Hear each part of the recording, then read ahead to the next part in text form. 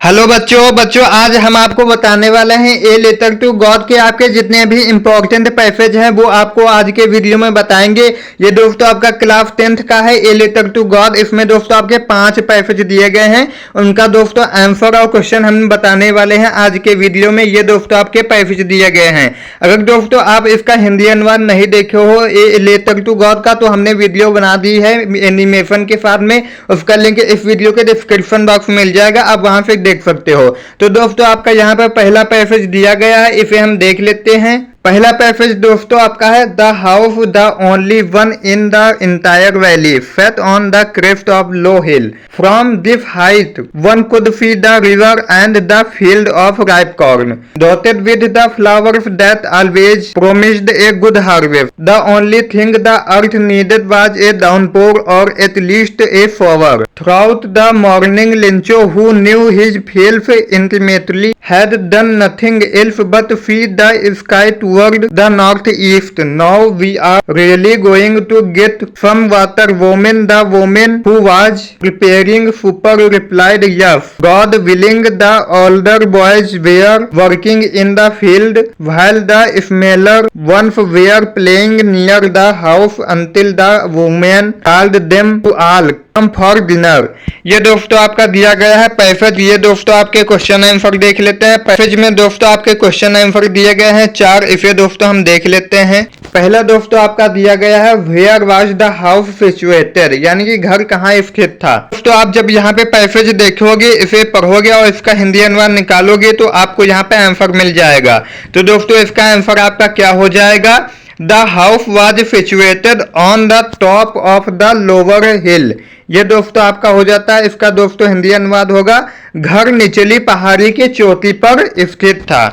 और दोस्तों आपका दूसरा वाला जो है, दूसरा प्रश्न आपका क्या कहता है? दूसरा प्रश्न आपका है what would one see from this height, यानी कि इस ऊंचाई से कोई क्या देख सकता था। इसका आंसर हो जाएगा from this height one could see the river and the field of ripe corn dotted with the flowers that always promised a good harvest.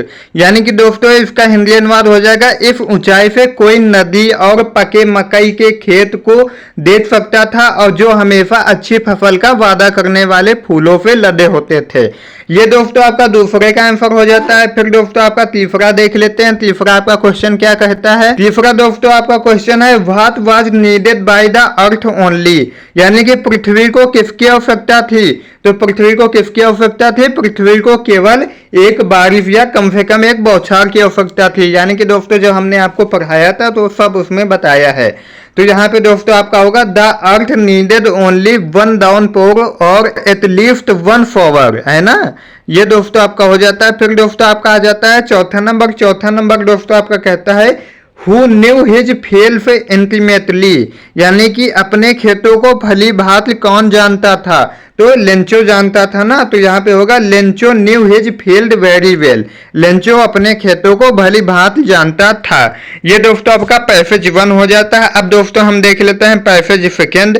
Passage second दोस्तों आपका है It was during the meal that the just as Lencho had predicted, big drops of rain began to fall. In the northeast, huge mountains of clouds could be seen approaching. The air was fresh and sweet. The man went out for no other reason than to have the pleasure of feeling the rain on his body, and when he returned, he exclaimed, "These are not raindrops falling from the sky. They are new coins. The big drops are 10-cent pieces and the little ones are 5. With a satisfied expression, he regarded the field of ripe corn with its flowers dropped in a certain of rain. ये दोस्तों आपका हो जाता है second paragraph, यानी कि passage. इसका दोस्तों हम देख लेते हैं आंसर एंड क्वेश्चन। यहाँ पे दोस्तों आपका पहला क्वेश्चन दिया गया है कि when did the raindrops begin to fall, यानी कि वर्षा की बूंदें कब गिरने लगी। तो दोस्तों कब गिरने लगे थे? जब लेंचो खाना खाने जा रहा था। तो हम यहाँ पे लिखेंगे during the meal big drop of rain started falling, यानी कि भोजन करने के दौरान वर्षा की बड़ी बूंदे गिरने लगी। फिर दोस्तों आपका सेकंड क्वेश्चन क्या है? What could be seen approaching in the north east, यानी कि नॉर्थ ईस्ट से क्या आता हुआ नजर आ रहा था? तो उत्तर पूर्व में क्या आता हुआ देखा जा सकता था? तो माउंटेन्स ऑफ क्लाउड्स देखे जा सकते थे ना। तो हम यहाँ पे लिखेंगे huge mountains of clouds could be seen approaching in the north east. उत्तर पूर्व में बादलों के बड़े पहाड़ों को आते देखा जा सकता था, यानी कि घने बादलों को आते हुए देखा जा सकता था। और फिर दोस्तों आपका तीसरा हो जाता है why did the man go out, यानी कि आदमी बाहर क्यों निकला? तो आदमी वो रेन ड्रॉप्स को फील करने के लिए निकला था ना। तो आपका यहाँ पे हो जाएगा द मैन, यानी मैन कौन है? लेंचो है। तो the man Lencho came out to enjoy the rain drop upon his body, यानी कि अपने शरीर पर वो वर्षा की बूंदे महसूस करने के लिए वो बाहर निकला था। तो अपने शरीर पर वर्षा का आनंद लेने के लिए आदमी यानी कि लेंचो बाहर निकला। फिर दोस्तों आपका आ जाता है चौथा दोस्तों आपका है from what have the rain drops been compared to, वर्षा की बूंदों की तुलना किससे की गई थी? तो किससे की गई थी? Rain drops have been compared to new coins, यानी कि वर्षा की बूंदों की तुलना नए सिक्कों से की गई थी। ये दोस्तों आपका हो जाता है सेकेंड पैसेज यानी कि सेकेंड पैराग्राफ। अब दोस्तों हम देख लेते हैं आपका तीसरा पैसेज यानी कि पैराग्राफ। तीसरा दोस्तों आपका है with a satisfied expression he regarded the field of ripe corn with its flowers dropped in a certain of rain but suddenly a strong wind began to blow and along with the rain very large hailstones began to fall. These truly did resemble new silver coins. The boys exposing themselves to the rain ran out to collect the frozen pearls. It's really getting bad now, exclaimed the man. I hope it passes quickly. It did not pass quickly, for an hour the hail rained on the house, the garden. ये दोस्तों आपका तीसरा passage हो जाता है। अब दोस्तों इसके हम क्वेश्चन आंसर देख लेते हैं। पहला दोस्तों आपका यहाँ पे दिया गया है कि with what type of expression Lencho regarded the field, यानी कि लेंचो ने अपने खेतों को किस भाव से देखा? तो हम यहाँ पे लिखेंगे Lencho regarded his field with a satisfied expression, यानी कि लेंचो ने अपने खेतों को संतुष्ट भाव से देखा। फिर दोस्तों आपका दूसरा हो जाता है what happened when strong wind began to blow, यानी कि क्या हुआ जब तेज हवा चलने लगी? Big hail storms also started falling with the strong wind, यानी तेज हवा के साथ बड़े बड़े ओले भी गिरने लगे। ये दोस्तों आपका दूसरा हो जाता है। अब दोस्तों तीसरा आपका है why did the boys go out, यानी कि लड़के बाहर क्यों गए? तो लड़के बाहर क्यों गए थे? The boys went outside to collect the frozen pearls, यानी कि लड़के बाहर जमी हुई मोतियों अर्थात बर्फ को इकट्ठा करने के लिए गए। फिर दोस्तों आपका चौथा हो जाता है did the storm pass quickly, क्या तूफान जल्दी गुजर गया? तो जल्दी नहीं गुजरा था, कम से कम 1 घंटे लग गए थे गुजरने में। तो आपका हो जाएगा know the storm did not pass quickly, नहीं तूफान जल्दी नहीं गुजरा। ये दोस्तों आपका तीसरा हो जाता है। अब दोस्तों हम देख लेते हैं आपका चौथा दोस्तों आपका है Lencho solved not the slightest surprise on seeing the money which was his confidence but A became angry when he counted the money. God could not have made a mistake, nor could he have denied Lencho what he had requested. Immediately Lencho went to the window to ask for paper and ink. On the public writing table he started to write with much wrinkling of his brow, used by the effort he had to make to express his ideas. ये दोस्तों आपका यहाँ पे चौथा दिया गया। इसका दोस्तों हम क्वेश्चन आंसर देख लेते हैं। पैसेज दोस्तों ये आपका 4 है। इसका दोस्तों आपका क्वेश्चन दिया गया है कि did Lencho show any surprise, क्या लेंचो ने कोई आश्चर्य दिखाया? तो no Lencho did not show any surprise, did यानी कि नहीं, लेंचो ने कोई आश्चर्य नहीं दिखाया। दूसरा आपका दोस्तों है why did Lencho become angry, यानी कि लेंचो क्रोधित क्यों हो गया? तो Lencho got angry because when he counted the money he got less money, यानी कि लेंचो क्रोधित इसलिए हो गया क्योंकि उसने जब धन को गिना तो उसे धन कम मिला। उसने 100 पीसोस मांगे थे तो उसे 70 पीसोस मिले थे, इसलिए वह क्रोधित हो गया। दोस्तों आपका तीसरा है why did Lencho go to the window, Lencho खिड़की के पास क्यों गया? तो Lencho went to the window to ask for paper and ink, Lencho खिड़की के पास कागज और स्याही मांगने के लिए गया।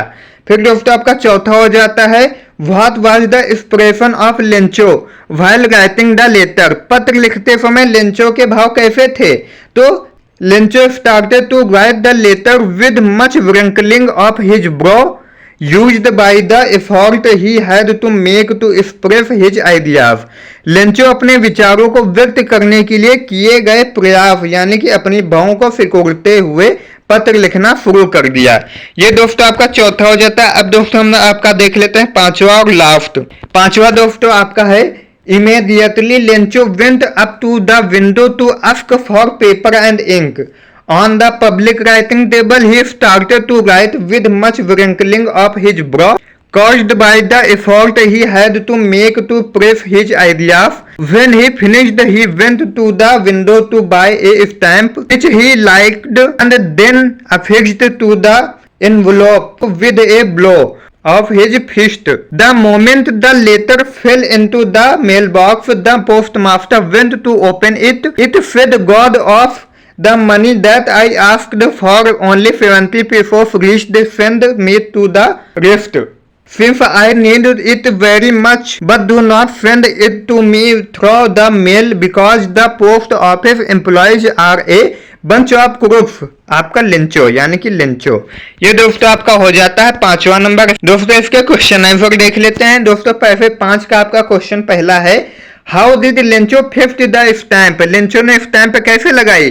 तो Lencho liked the stamp and then affixed it to the envelope with a blow of fist, Lencho ने स्टैंप को चाटा और फिर मुट्ठी से लिफाफे पर चिपका दिया। ये दोस्तों आपका हो जाता है पहला। दूसरा दोस्तों हम देख लेते हैं। दूसरा आपका है who went to open the mailbox, डाक पेटी खोलने कौन गया? तो कौन गया था? The postmaster went to open mailbox, डाक पाल यानी कि जो आपका डाकिया होता है मेल बॉक्स खोलने गया। दोस्तों आपका तीसरा हो जाता है how much money did Lencho get, Lencho को कितने पैसे प्राप्त हुए थे? तो 70 पेसोस प्राप्त हुए थे ना। तो यहाँ पे हम लिखेंगे Lencho only received 70 pesos, Lencho को केवल 70 पेसोस ही प्राप्त हुए थे। अब दोस्तों चौथा आपका है what did Lencho call to the employees of post office, यानी कि लेंचो ने डाक दफ्तर के कर्मचारियों को क्या कहा? तो उसने क्या कहा था? बंच ऑफ क्रूक्स कहा था, बेईमानी का एक झुंड कहा था। तो Lencho called the post office employees a bunch of crooks, Lencho ने डाक दफ्तर के कर्मचारियों को लुटेरों का एक समूह कहा। ये दोस्तों आपका हो जाता है पांचवा, यानी कि दोस्तों हमने आपका पैसेज बता दिया है। इसका दोस्तों हिंदी अनुवाद हमने पहले बता दिया गया है, उसका लिंक मिल जाएगा। अगर दोस्तों आप इसका पीडीएफ नोट्स लेना चाहते हैं तो आप हमारे टेलीग्राम चैनल और व्हाट्सएप चैनल को ज्वाइन कर सकते हो, जिसका लिंक इस वीडियो के डिस्क्रिप्शन बॉक्स में मिल जाएगा।